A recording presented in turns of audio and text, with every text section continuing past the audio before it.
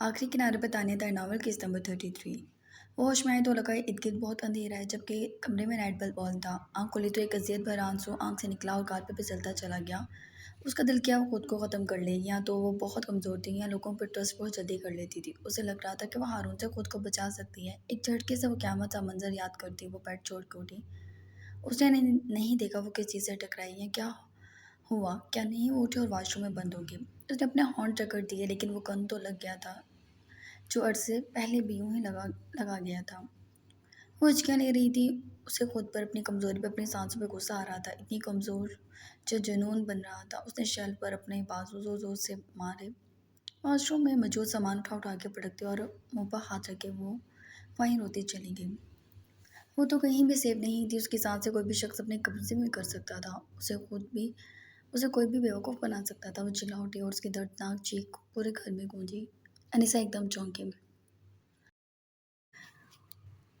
वो दौड़ी अपने कमरे से। रात से हारून से कोई बात नहीं कर रही थी वो, जबकि हारून से बार बार समझा चुका था कि उसमें एक गलती रूह की थी, उसकी नहीं। उसके भागने पर हारून को यकीन हो चला था कि वो उसकी बात पर यकीन नहीं करे। अनिसा रूह के कमरे में आई और ये भयानक चीख सुन के हमजा जो रात ही आया था और महानूर बाप के पास आ गया। क्या हुआ है, रूह चीख क्यों रही है। इन दोनों के सवाल पे हारून ने उन दोनों को प्यार किया। कुछ नहीं हुआ, तुम लोग तो जानते हो वो साइको ही लड़की है, रेस्ट करो दोनों जाकर। वो उन्हें प्यार करता हुआ बोला। तो कुछ देर में वो दोनों वहाँ से चले गए और दूसरी तरफ रूह की वॉशरूम में हालत देखा अनिसा का दिल बटने को था।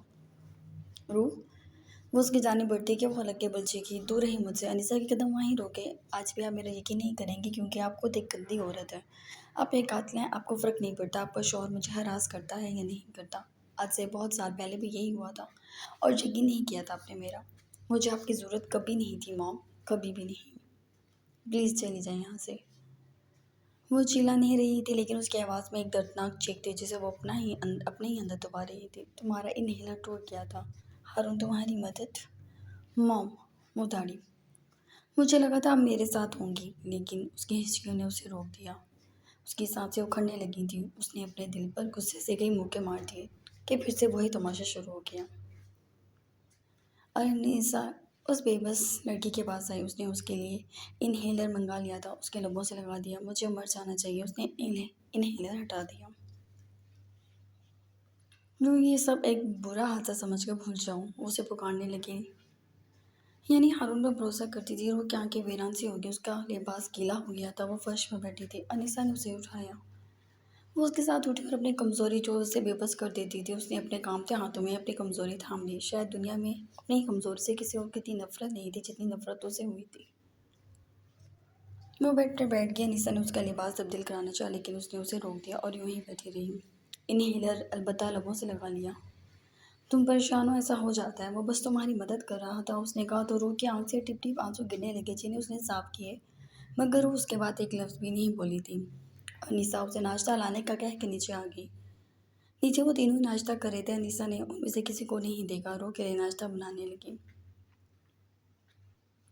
अभी वो नाश्ता बना रही थी कि अचानक रूह बाहर आई। वो भी वही बेतरतीब बोलियाँ, कमज़दा सी हालत और चेहरे पर बरसों की थकान लिए वो उलझी बिखरी सी घर से निकलने लगी। रूह मानूर उठ के उसके जानी पड़ी।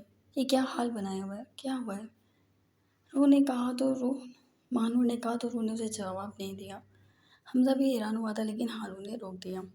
वो बिना सुने सिर्फ वो मोबाइल जो बेजात ने उसे दिलाया था लेके अपने साथ वहाँ से निकल गई, जबकि महानूर ने उसे लाख रोका था। अनिसा को जब ये पता चला तो वो किचन से दौड़ कर निकली और रूह के पीछे भागी, लेकिन वो मालूम नहीं लम्हों में कहाँ चली गई थी। कहाँ गई है रूह। महानूर को झिझोड़ते अनिसा बुरी तरह रोती। वो उस तरफ में देख। वो बाहर निकलती अनिसा कूदी बाहर दौड़ लगा गई। रूह, मेरी बेटी कहाँ हो तो मुझे यकीन है तुम्हारी बात करो। वो इधर उधर दीवानों की तरह देखने लगी, मगर रूह कहीं भी नहीं मिली। वो चकरा कर रोड पर ही गिर गई, जबकि वहाँ खड़े गार्ड्स भी हारून के हुक्म के गुलाम थे। कोई अपनी जगह से हिला नहीं था। महानूर ने अनीसा के बेहोश होने पर चीख मारी तो हारून और हमजा भी आ गए। आपको बेहतर खुराक लेनी चाहिए, मैंने चार्ट बना दिया है, नर्स आपको प्रोवाइड करती रहेगी। बलवशा नरमी से बोली। कब तक तो मुझे बच्चों की तरह ट्रीट करोगी, सिर्फ एक गोली ही तो थी और मुझे लगता है मैं अब ठीक हूँ। हाँ, ये ऐसे बुरे बुरे दिन हमारी ज़िंदगी में भी आए, ऐसा आशिकाना माहौल तो हम भी डिज़र्व करते हैं। बलवशा को आँख मारता वो बोला और बिसात के बेड पर चढ़ गया। बेजात को ये सब वक्त ज़्यादा लग रहे थे, मगर बलवशा यहाँ से हिलने ही नहीं दे रही थी। बेज़ात गोली आपकी हड्डी को डैमेज करके गई है, तभी इस टाँग को भी ज़रूरत है रेस्ट की। पुलवशा बोली तो बेज़ात गहरा सांस भर गया। तभी दरवाज़ा खुला और रूह दरवाजे में खड़ी हो गई। बेज़ात एकदम सीधा हुआ और महरूज भी खड़ा हो गया। पुलवशा भी परेशान हो गई थी उसकी हालत पर। रूह महरोज़ आगे बढ़ा। बेज़ात ने उठने की कोशिश की लेकिन उसे रियलाइज़ हुआ कि वाक़ई उसकी हड्डी डैमेज थी कि वो खड़ा नहीं हो सका। दूसरी तरफ पुलवशा भी उसकी जाने पड़ी थी। रूह अलबत्ता बेज़ात को देख रही थी। क्या हुआ है? ये क्या हालत? वो सब लोग शायद बेलौस थे। उसने उनको धोखा दिया लेकिन वो उस वक्त उसके लिए कितना परेशान थे। उसने एक हिचकी भरी और बेज़ात को लगा उसका सांस उसी हिचकी में ही अटक गया। उसने परवाह नहीं की। उसके बाद ज़बरदस्ती खुद को घसीट कर वो दर्द से उठा था। बेज़ात पलवशा ने उसे पुकारा मगर बेज़ात ने परवाह नहीं की। महरोज भी परेशान हुआ। उसकी इंजरी सीरियस थी। रूह आगे बढ़ी और बिजली सी उसकी बाहों में समा गई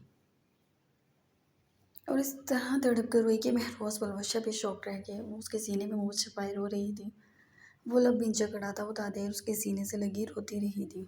मुझे मुझे माफ़ कर दे बेज़ात। उसने अपने नाजुक हाथ उसके आगे जोड़ दिए। बेज़ात ने उन हाथों के जख्मों को देखा।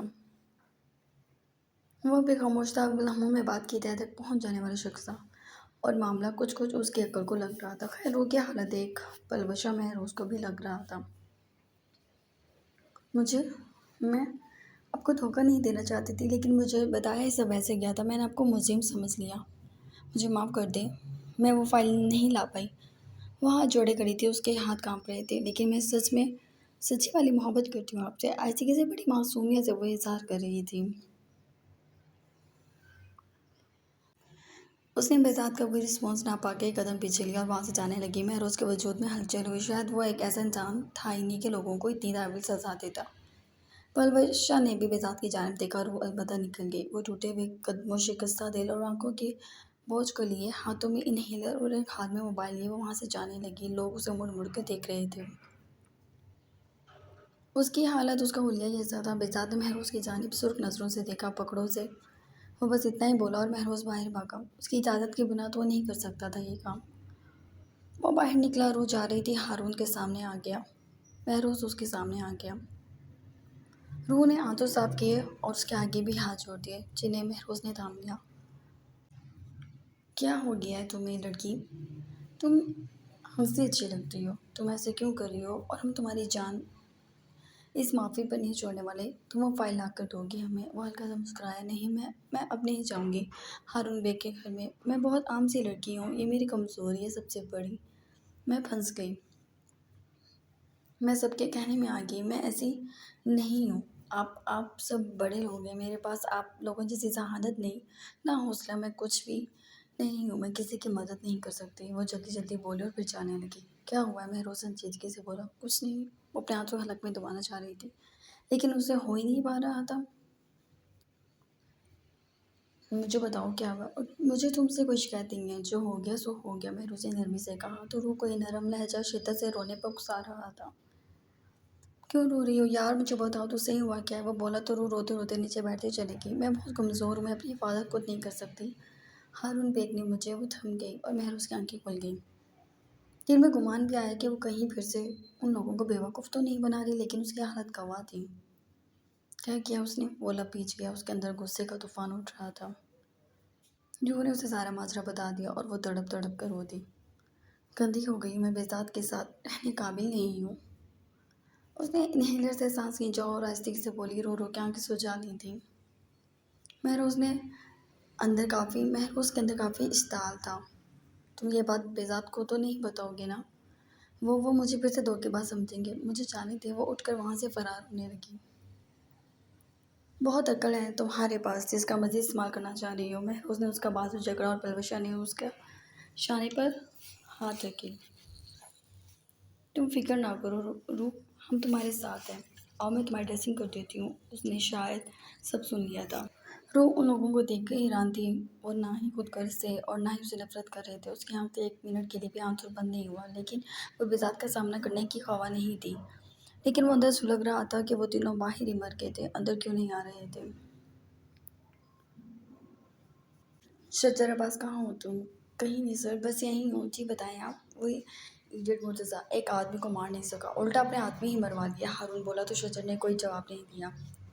अच्छा, ये फ़ाइल हो, ये अली शाह की फैक्ट्री की फ़ाइल है जो हमें बेज़ात के घर से मिली है, और ये ओरिजिनल फ़ाइल है। हम दोनों को कोर्ट में सबमिट करा दो, इन दोनों को। कब तक बेज़ात अली शाह फ़रार रहेगा? आखिर को उसकी मौत उसकी मुंतज़िर है। जी सर, शजर ने कहते साथ उसे फ़ाइल थाम ली। हारून मुस्कुरा कर उसका शाना थपथपा कर वहाँ से निकला तो शजर ने उन दोनों फ़ाइलों को खोल दिया। दोनों फ़ाइलें बिल्कुल मुख्तलिफ थी और उसने दोनों फ़ाइल्स बंद कर दी। अचानक उसका मोबाइल रिंग करने लगा और मोमिन खान की कॉल देखकर उसे लगा उसमें ज़िंदगी आ गई हो। फ़ौरन कॉल उठा के उसने कान से कॉल मोबाइल निकाल लिया और अपना रूम लॉक कर दिया। बहुत गुत्थियाँ थी जो सुलझनी ज़रूर थी। अगर वो सुलझती तो शायद ना सुलझती तो शायद वो पागल हो जाता। रूह को पलवशा ने अपने कैबिन में ही नाश्ता कराया था। बार बार पूछ रहा है वो, रूह तुम्हें उसके पास आना पड़ेगा और उसे एक बात भी बता देनी चाहिए, वो बच्चा नहीं है। महरोज बोला तो रूह एकदम डर गई, वो मुझसे नफरत करेंगे। हाँ, पहले बड़ी मोहब्बतों के झंडे गाड़ रखे हैं उसने, बस करो और जाओ, हम लोग यहीं हैं। नहीं, वो डर के वहीं बैठ गई। महरोज परवशा ने उसे रोका तो वो लब भींच गया। ठीक है, मैं नहीं जा रहा उसके पास। वो भी वहीं सोफे पे बैठ गया। परवशा ने रूह को नरमी से देखा और हाथ थपथपाया और उसकी ड्रेसिंग करने लगी, जबकि वो नाश्ता भी ऑर्डर कर चुके थे। पूरा दिन वो पलवशा के रूम में रही और पूरा दिन महरोज से ये कह रही थी कि वो उसे बुला रहा है, लेकिन उसकी हिम्मत नहीं छोड़ रही थी वो उसे बताए। पहले उसने उसे धोखा दिया, अब उसकी ही चीज़ में खयानत कर दी। वो हिम्मत मुजतमा नहीं कर पा रही थी और दूसरी तरफ रात हो गई थी। बेज़ात की हिम्मत जवाब दे गई। वो काफ़ी गुस्से में था। तभी परवशा और महरोज तो पटके भी नहीं। हाँ, अलबत्ता रूह को पता चल गया था। रात भी गहरी हो गई। रूह वहीं टेबल पर सर के बैठी हुई थी। अचानक दरवाज़ा खुला और दरवाजे में बेज़ात अली शाह को देखकर वो एकदम चेयर छोड़कर उठी। वो अंदर आया, कुछ लंगड़ा के चल रहा था। वो गवाह थी बात जो गवाह थी बात उसे दर्द हो रहा है। उस तक पहुँचने में रूह को शर्मिंदगी हुई। वो उसके पास जा सकती थी। आप ये तो मेरे पास आ जाओ, वरना खुदा की कसम तुम्हें शूट कर दूंगा। वो कराया और पलट गया। दीवार का सहारा लेते वो अपने कमरे में चला गया, जबकि रूह को फिर से रोना आने लगा और वो आके उसे शूट कर देता। इसी खौफ से वो उसके पीछे पीछे उसके रूम में हो ली। वो सर झुकाए खड़ी थी, जबकि बेज़ात बेड पर बैठा था। क्या हुआ है? उसने धड़की से पूछा। कुछ नहीं हुआ, इसी किसी मन मनाई। बेज़ात ने गुस्से से साइड टेबल पे पड़ी चीज़ उसके पाँव में दे मारी। रूह की चीख निकली। वो शायद ड्रिप थी, उसके पाँव के करीब फटी। उसे नुकसान तो नहीं हुआ, लेकिन वो डर के बेज़ात को देखने लगी। इधर आओ, उसने बरहमी से उसे अपने नज़दीक बुलाया और वो सांस हलक में उतारते उसके नज़दीक आ गई। बेज़ात ने उसका बाजू पकड़ के रुख अपनी जानिब मोड़ा। रूह उसे क्या बताते वो उसकी सूरत देखने लगी। मुझे बताओ, हारून ने तुम्हें तंग किया? उसने उसकी मुश्किल खुद ही आसान कर ली। जबकि रूह की कलाई पर उसके हाथ की सख्त करीब तो गवाह थी कि वो पटने को बेताब है। रूह निकाहें नीचे केसर हिला गई। क्या किया उसने? वो उसे झंझोड़ गया और रूह डर गई। कुछ शट अप। तुम अपने आप को समझती क्या हो? हाँ, पागल हूँ मैं जो तुम्हारे पीछे पड़ा हुआ हूँ और मैं तुम्हारे पीछे होश के नाखून हूँ। मोहतरमा, मेरा मकसद एक ही है। हारून तुम्हें छेड़े या कोई तीसरा, मुझे फ़र्क नहीं पड़ेगा। दफ़ा हो जाओ यहाँ से। वो उस पर बेचा ज़लज़ला उठाने लगा। रूह बेसाख्ता रोती। धोखेबाज लड़की हो तुम। तुम्हारा कोई तमाशा कर सकती हो। वो बेड पर लेट गया। उसके दिल पर जैसे सड़ता कोयला रख दिया था किसी ने, और दूसरा उसकी टांग चलने का नाम नहीं ले रही थी। अगर चल पड़ती तो वो हारून को बीच में से ही चीर देता। वो सुनना ही नहीं चाहता था जो रूह बताना नहीं चाहती थी। अनीसा को होश आया तो वो फ़ौरन हारून का गिरबान जकड़ गई। तुमने मेरी बेटी के साथ ज़्यादती करने की कोशिश की है हारून बेग, तुमने ये बहुत गलत किया है। तुम्हें ये लग रहा है कि मैं ये सब नहीं देखूंगी? तुम तुम्हें क्या लगता है मेरे पास कोई राज नहीं है तुम्हारा? तुमने मेरी बेटी को छूने की कोशिश भी कैसे की? अनीसा थाड़ी हारून से हैरानगी से देखा। राज?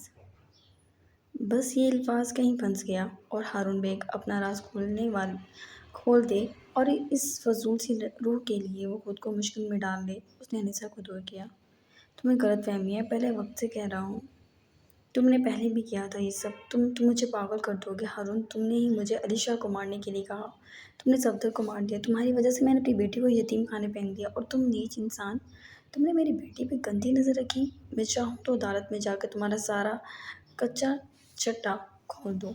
मेरी बेटी से माफ़ी मांगो और आइंदा हारून उस पर मैली निगाह रखी तुमने, मैं तुम्हारी आंखें निकाल लूँगी। वो धाड़ रही थी, जबकि हारून उसे आंखें सुकेड़ के देखने लगा। अनीसा उसे दूर हुई और रूह को कॉल मिलाने लगी। हारून ने एक निगाह कमरे के दरवाजे को देखा और फिर उसने दूसरी निगाह वक्त पे डाली। रात के 12:30 बज रहे थे। अगर किसी की ज़िंदगी 12:30 पर ही ख़त्म हो जाए तो क्या फ़र्क पड़ता है। वो अपनी जगह से उठा। इस वक्त उसके पास कोई हथियार नहीं था। उसने एक बारीक नुमा चीज़ उठाई, एक तार नुमा चीज़ उठाई जो कि ऐसे ही ड्रेसिंग टेबल पे पड़ी थी। शायद वो उसके बैग की स्ट्रिप थी या फिर कोई और चीज़। वो उतार रही थी। वो डबल करके उसने अनीसा की गर्दन में एकदम डाली और ज़ोर से दबा दी। अनीसा की आंखें बाहर निकल आईं। मुझे धमकी देगी तेरी इतनी ज़रूरत? तेरे लिए तो मैंने दिन ना देखा ना रात देखी और तू मुझे उस लंगड़ी लूली लड़की के लिए बातें सुना रही है कि तू मेरे राज खोलेगी। तेरी औकात है इतनी? अनीसा उस तार को अपनी गर्दन से निकालने की कोशिश करने लगी। उसके हाथ से मोबाइल छूट गया और दूसरी तरफ कॉल अटेंड होगी। ये बात हारून को नहीं पता थी। तू मेरे राज खोलेगी? तू है कौन? मैंने तुझे सर पे क्या बिठाया? तू मेरे सर पर नाचने लगेगी? नहीं नहीं अनीसा बीबी, अगर मैंने तुझसे मोहब्बत में दो तो कत्ल किए तो मैं अपने लिए तेरा कत्ल कर सकता हूँ। अनीसा का चेहरा नीला पड़ गया और रफ्ता रफ्ता मजीद तंग कर रहा था। उसकी गर्दन पे तार और अनीसा की यहाँ तक कि गर्दन के रगों से खून निकलने लगा। उसका मुंह अध खुला रह गया। जबकि एक और ज़िंदगी हारून ने ख़त्म कर दी। उसने आखिरी हिचकी में बस अपनी बेटी को याद किया था। हारून ने उसे दूर धकेल दिया। उसके बिछाने पे पसीना था।